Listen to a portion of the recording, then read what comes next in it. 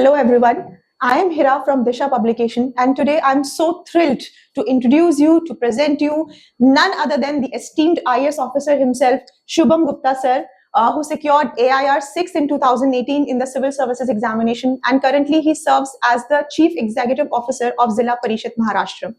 Welcome, sir, and thank you so much for coming to Disha's office today. And I want to also inform you that Shubham Gupta, sir, is also the author of Disha's new book, UPSC Files, which is a strategy book for all the UPSC civil services aspirants. But before we go forward with the discussion, let's ask him some questions about his UPSC journey. So, sir, आपने कौन से attempt में अपना exam clear किया था? 2 बार clear किया मैंने. Second attempt में ऑल इंडिया रैंक 366 आया और फोर्थ अटेम्प्ट में ऑल इंडिया रैंक 6.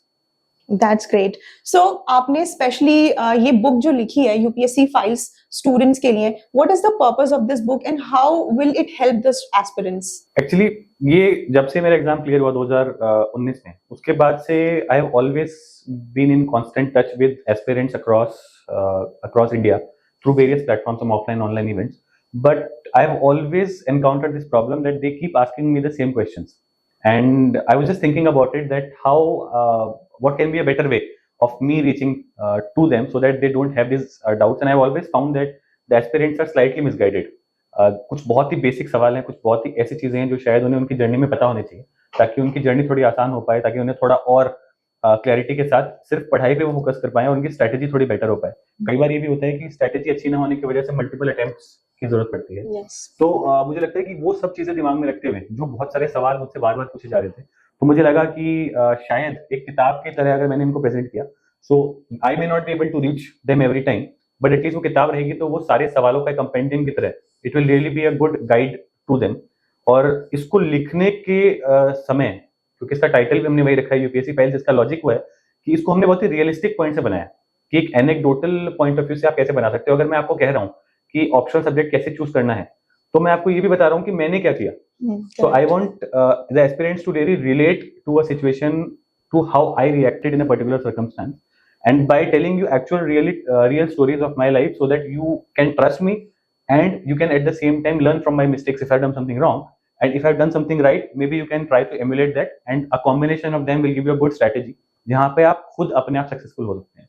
उसी के लिए बहुत सारे एग्जाम्पल पॉइंट से अपने नोट्स, अपने आंसर राइटिंग सैंपल्स, अपने इवन इंटरव्यू पॉइंट से अपने एप्लीकेशन फॉर्म के स्क्रीनशॉट्स, फोटोज, जितना भी एक बहुत ही ट्रांसपेरेंट पॉइंट ऑफ व्यू से मैं इस पूरी जर्नी के बारे में, अपने खुद की जर्नी के बारे में एंड एस्पिरेंट्स की हेल्प के लिए स्ट्रेटेजी पॉइंट से जो भी मैं कर सकता था, वो इस किताब के थ्रू मैंने करने की कोशिश की. The cover is actually very beautiful. Thank you. और इसके अंदर मैंने देखा कि इसमें बहुत सारे टॉपिक्स कवर्ड है. एक्चुअल में इसमें ऐसा कुछ है ही नहीं जो कवर्ड नहीं है. तो वो टॉपिक से ही पता चल रहा है कि आपने इसे 4 पार्ट्स में डिवाइड किया है. आई थिंक फर्स्ट पार्ट में आपने अपनी सिर्फ पर्सनल जर्नी शेयर की है. उसका कोई स्पेसिफिक रीजन कि आपने पहले स्टार्टिंग ही अपनी पर्सनल जर्नी से क्यों की? उसका रीजन 2 रीजन थे एक्चुअली. एक मुझे लगता है कि जब भी कोई एस्पिरेंट इस जर्नी में जाता है, तो because the success rate is so low, you end up encountering failures at some point or the other. तो बिकॉज वो फेलियर बहुत फ्रीक्वेंट है और बहुत ज्यादा प्रोमिनेंट है, तो कहीं ना कहीं ये बहुत जरूरी है कि आपको अपने अंदर बिलीफ रहना चाहिए. और मेरी जिस तरह की जर्नी रही है लाइफ में, right from childhood to where I am today, उसका जो भी ग्लिम्स मैंने देने की कोशिश की है इस फर्स्ट पार्ट में, उसका रीजन यही था कि अगर मैं जहां था वहां से मैं आज यहाँ पहुंच सकता हूँ, तो मैं गारंटी के साथ कह सकता हूँ कि कोई भी इंसान कहीं भी होगा तो वो जहां पहुंचना चाहे पहुंच सकता है, बी इट यूपीएससी और B it anything else. But surely about this particular exam, जो बहुत लोगों का ड्रीम है, जो सही भी कहते हैं लोग कि जो लोगों का जीवन बदल देता है, तो वो कहीं ना कहीं से मुझे लगता है कि B it economical disadvantages, B it your कि आपको लगता है कि आप बहुत ही एवरेज स्टूडेंट हैं, आपको लगता है कि आपको चीजें याद नहीं रहती, कुछ भी प्रकार की अगर आपके जीवन में प्रॉब्लम होगी, so this book, the first part of it will definitely tell you कि nothing is bigger than your determination, than your passion to achieve something in life. इस वजह से हमने ये पहला पार्ट रखा, ताकि एस्पिरेंट को शुरुआत में ही ये लगे कि दिक्कतों की वजह से एग्जाम क्लियर हो, ऐसा नहीं है. It is only you not being dedicated enough that can only lead to you not clearing the exam. और दूसरा पार्ट, शायद दूसरा रीजन ये भी रहा मेरा, कि मुझे लगता है कि अगर किसी को मेरी बात सुननी है, तो उनके लिए मुझे जानना बहुत जरूरी है. Exactly. और मुझे जानने के लिए वो फर्स्ट पार्ट मैंने प्रोड्यूस किया है कि मैं क्या था, मैंने क्या क्यों किया, कैसे किया और किस तरह से मेरी जर्नी रही है, so that they also, if they want to believe in the first part of the book, they will surely believe in the next 3. If they don't, then that's a different story. It's actually very interesting this part because सब topics ही पता चल रहा है you have discussed the barrier of English language. So it seems कि पहले आपकी English इतनी अच्छी नहीं थी जितनी आप अब इतने comfortable हैं इस language के साथ. So it shows your growth journey, right? Absolutely. And then the laying the foundation, first taste of failure. So it's all very interesting. And then the second part is where you directly dig into the exam, right? Yes. So then you talk about how to make your own strategy for the prelims, mains, right? So इस part के बारे में हमें थोड़ा और बताइए please. Prelims और mains का जैसा मैं बता रहा हूँ कि इस किताब में अगर मैं जब इसको हाइंडसाइट में जब देखता हूँ किताब को तो मुझे लगता है इस किताब के अंदर प्रीलिम्स और मेंस पॉइंट ऑफ व्यू से ऐसा कोई भी सवाल नहीं है. अगर किसी भी एस्पिरेंट को वो 1 साल प्रिपरेशन करे, 2 साल करे, 4 साल करे, उसको कभी भी ऐसा कोई भी सवाल नहीं मिलेगा जिसका जवाब प्रीलिम्स और मेंस ओरिएंटेड इस किताब के अंदर ना हो. I agree. इस किताब में सिर्फ एक ही चीज नहीं है, वो है बुक लिस्ट, और वो मैंने जानबूझ के नहीं दी है बिकॉज इस किताब के थ्रू मैं एक डिफरेंट अप्रोच प्रेजेंट करना चाह रहा हूँ. The approach is very simple that मैं आपको नहीं बताऊंगा कि आपको क्या करना है, बट मैं आपको ये बताऊंगा कि आपको अपनी खुद की यूनिक स्ट्रेटेजी कैसे ढूंढनी है. I am going to tell you कि मैं आपको ये नहीं बताऊंगा कि कौन सी रेफरेंस बुक पढ़ो, बट मैं आपको ये जरूर बताऊंगा कि आपको वो रेफरेंस बुक चुननी कैसी है. So everybody should be their own judge about a particular thing of this exam, and it is only when you decide these things for yourself that you are able to identify that unique strategy, that unique sweet spot wherein you are able to align everything together and you are able to reach to a place जहाँ पे आप comfortable हो जाते हो कि अब ये सब ठीक है, अब बस मुझे पढ़ना है और लिखना है.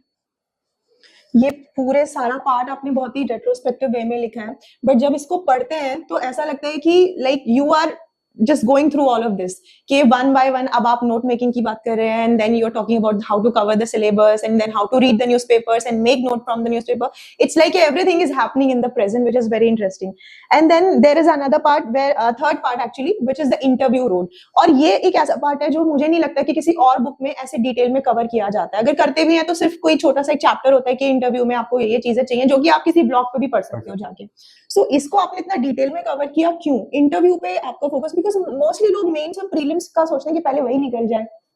क्योंकि मुझे लगता है कि एक रीजन वो भी था जो हीरा आपने बोला कि जितना भी अभी तक आप किताबें देख रहे हैं या फिर ब्लॉग्स हैं वहां पे इंटरव्यू के बारे में सबसे कम इंफॉर्मेशन है. Yes. और इसी वजह से कहीं ना कहीं ये कह सकते हैं कि जो शायद सबसे आसान पार्ट है इस एग्जाम का वो सबसे मुश्किल बना हुआ है. और उसका रीजन ये है कि people don't know what happens there and because you don't know you are not prepared. So some very silly things can happen in the interview, and those silly things which actually are very easy can actually become the make or break for you. मेरे लिए ये chapter ये part लिखना इसलिए भी important था because मैं उसका शिकार हूँ. मैं जब मुझे इस इंटरव्यू के बारे में ज्यादा इन्फॉर्मेशन नहीं थी, जब मैं पहली बार इंटरव्यू में गया तो because of this very same reason that I did not know how I scored a very low score of 124 out of 275. But जब दोबारा मैंने जो मेरा खुद का एक्सपीरियंस था उससे जो भी चीजें मैंने सीखी उन चीजों को सीखने के बाद जब इंप्रूवमेंट के साथ में गया then I was able to improve my score from 124 to 184. Wow, और एक ह्यूज डिफरेंस. तो वो एक रीजन था जो मुझे लगता है कि मैंने इस पार्ट को लिखने की कोशिश की. और मुझे लगता है कि इतनी डिटेल में मैंने इसको लिखने की कोशिश की है कि आपको अगर इंटरव्यू के दौरान 20 से 25 मिनट के दौरान आपको अगर कुछ भी सवाल पूछता है, अगर आपको ना बोलना है तो ना बोलने के भी 10 तरीके हो सकते हैं ताकि एग्जामिनर को ऐसा ना लगे कि एक ही चीज बार बार बोली जा रही है. तो वो 10 तरीके कौन से हो सकते हैं वो भी मैंने इसमें बताया है. आपको डिटेल एप्लीकेशन फॉर्म कैसे भरना है, उसके कौन से 2 डिफरेंट अप्रोचेस हो सकते हैं, बहुत डायमेट्रिकली अपोजिट हैं, वो भी मैंने आपको यहाँ पे बताया है. स्टार्टर प्रेफरेंसेस, सर्विस प्रेफरेंसेस, कौन से कपड़े पहनने हैं, कैसे गुड मॉर्निंग बोलना है, कैसे गुड आफ्टरनून बोलना है, कैसे बैठना है, कैसे खड़े होना है, हर चीज, हर एक बारीक चीज जो इंटरव्यू के बारे में है वो सभी मैंने बताया. और उसका रीजन बहुत सिंपल है कि मैं नहीं चाहता हूँ कि कोई भी इंसान 8 से 10 महीने मेहनत करे और सिर्फ इस वजह से क्योंकि उसको पता नहीं है वो जहाँ पे मैटर करता है इंटरव्यू में वहां पे परफॉर्म ना कर पाए और अपना जो एक्चुअली वो डिजर्व करता है स्पॉट, वो स्पॉट उससे मिस ना हो. एग्जैक्टली, बिकॉज अगर इंटरव्यू में मार्क्स लो हुए तो आपकी रैंक तो अपने आप ही बहुत लो हो जाएगी. That's very interesting sir. मतलब इंटरव्यू को ही आपने इतना डिटेल में कवर किया है कि आई डोंट थिंक सो कि कभी किसी ने इतनी बात करी होगी और कोई अपना खुद का जो इंटरव्यू हुआ था उसको तो कभी कोई फिर से रिक्रिएट करता ही नहीं है कहीं पे भी, इवन नॉट इन ब्लॉग्स. तो आपने जो जो क्वेश्चन आपसे पूछे गए थे और जो आपने आंसर दिए थे आपने वो तक इसमें बताया. And then there is very exciting part which is life as an IAS officer, जिसमें आपने आई थिंक पहले अपनी ट्रेनिंग डिस्कस की है. तो इस पार्ट में एक्चुअली मैं ज्यादा इस पे फोकस नहीं करना चाह रहा था, बट फिर भी जैसा कि पहला पार्ट मैंने लिखा वैसे मुझे लगता है कि फोर्थ पार्ट में लिखना कहीं ना कहीं जरूरी था.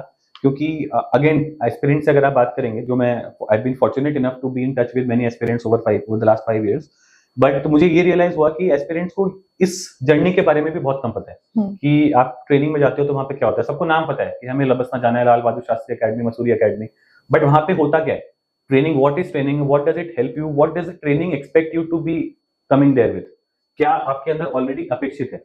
तो वो सारी चीजें जो ट्रेनिंग से रिलेटेड है, मुझे लगता है कहीं ना कहीं बहुत डिटेल में ना जाते हुए बहुत ही बेसिक्स मैंने ट्रेनिंग के कवर करने की कोशिश की है।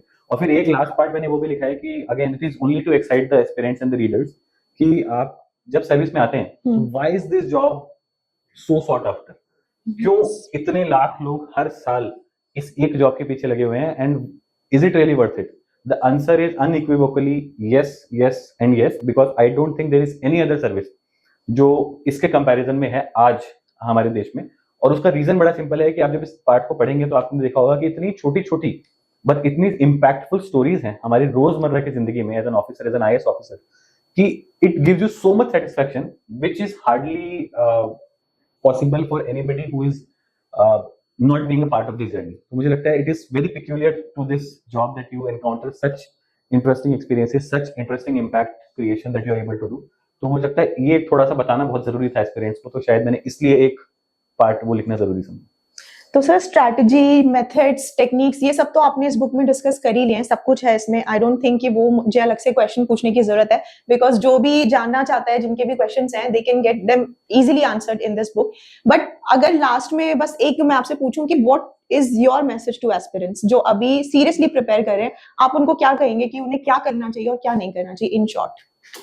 मुझे लगता है कि एस्पिरेंट्स के लिए बहुत सारे मतलब I think ample number of tips, dos and don't, सब कुछ इस बुक में मैंने बहुत ही डिटेल में कवर किया है। बट अगर कुछ एक चीज है जो मुझे लगता है उन्हें नहीं करनी चाहिए अगर मुझे बताना है, तो वो ये है कि डोंट, अगर मेरे जैसा कोई इंसान टॉपर या फिर मल्टीपल जो सोशल मीडिया पे आजकल इतनी इन्फॉर्मेशन अवेलेबल है, अगर कोई इंसान आपको ऐसा कह रहा है कि आपको ये चीज इस तरह से करनी चाहिए, तो उसको सुनिए, लेकिन समझकर आपको अपने आप के ऊपर वो इम्प्लीमेंट करना चाहिए कि नहीं, उसका एक वेल इन्फॉर्म्ड डिसीजन लेना चाहिए।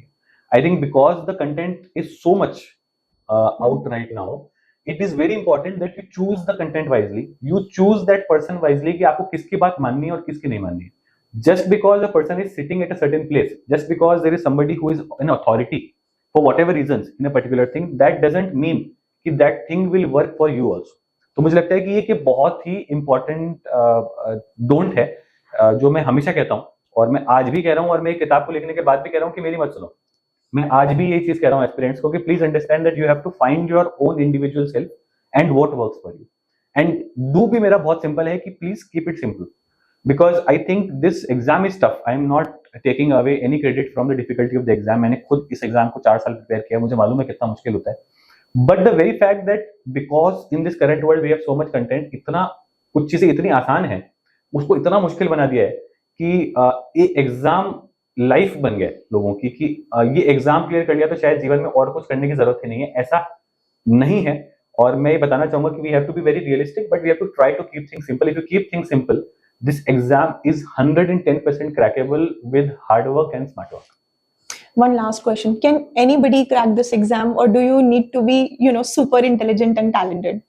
I think absolutely anybody who has the grit, determination and consistency to appear for this exam can crack the exam, no matter what your background is, no matter how your academics have been, no matter what your economical background is.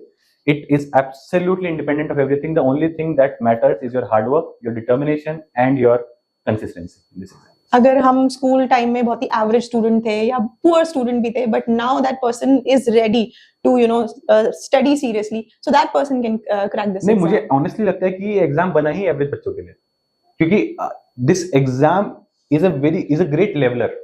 It doesn't matter कि आप 95 percentile holder थे या आप 60 percentile holder थे, but अगर आज आप अपने जीवन में हार्ड वर्क करने को तैयार हैं, so it really doesn't make a difference what your academic performance has been. आपने कितने मार्क्स स्कूल लेवल पे स्कोर किए हैं, as long as you are ready to give your 100% today, it is 100% doable. and उतने ही effort में जितना एक 95 percentile holder effort कर रहा है, उतने ही एफर्ट में आपका भी वो एग्जाम क्लियर होगा और बहुत अच्छी तरीके से आप अपने जीवन जी पाएंगे. That's great. I think that's very motivating. So thank you so much, sir, for today's inspiring session. आपने इतना time निकाला हमारे लिए यहाँ आए, and we are very excited for this book, and I hope it will really help the aspirants. So thank you so much. Thank you so much.